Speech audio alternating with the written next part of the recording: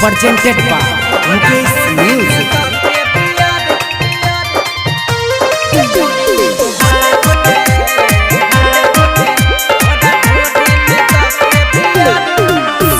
सुन गे छौड़ी तोरा कन्या बनाई लेबो, तोरा इंडिया पूरा नेपाल घुमाई देबो।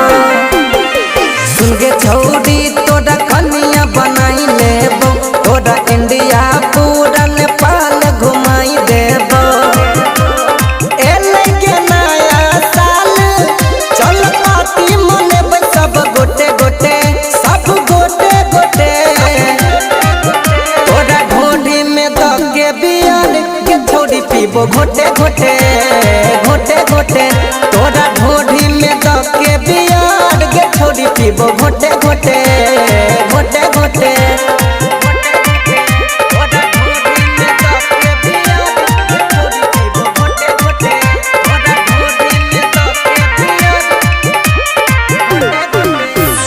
चढ़ल छौगे तोहर जवानी पर्दा उठाब दे, देहिया से देहिया सटा के गरदा उड़ाब दे। हेगे सुनम हर चढ़ल छौगे तोहर जवानी पर्दा उठाब दे, देहिया से देहिया सटा के गरदा उड़ाब दे। छूटे छौगे बुलबुला रसगुल्ला तोहर छौ छोटे छोटे, हेगे छोटे छोटे। तोरा ढोढ़ी में दगे बियर के छौड़ी पीबो घोटे घोटे घोटे घोटे।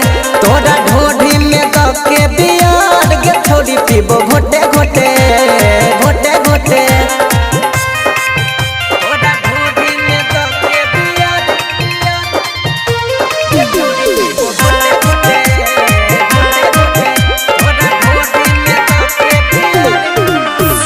एक जनवरी एले गे छौड़ी लाज शरम सब हटा ले, हेगे ओढ़ के रजैया में सोना गरमी बढ़ा ले।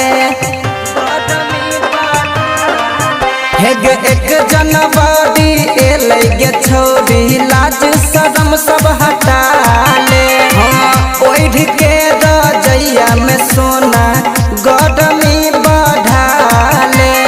मुकेश पर मिला भरवा भर के तारी पिए छौ लोटे लोटे, हेगे लोटे लोटे। तोरा ढोढ़ी में दगे बियर के छौड़ी पीबो घोटे घोटे घोटे घोटे। तोरा ढोढ़ी में दगे बियर के छौड़ी पीबो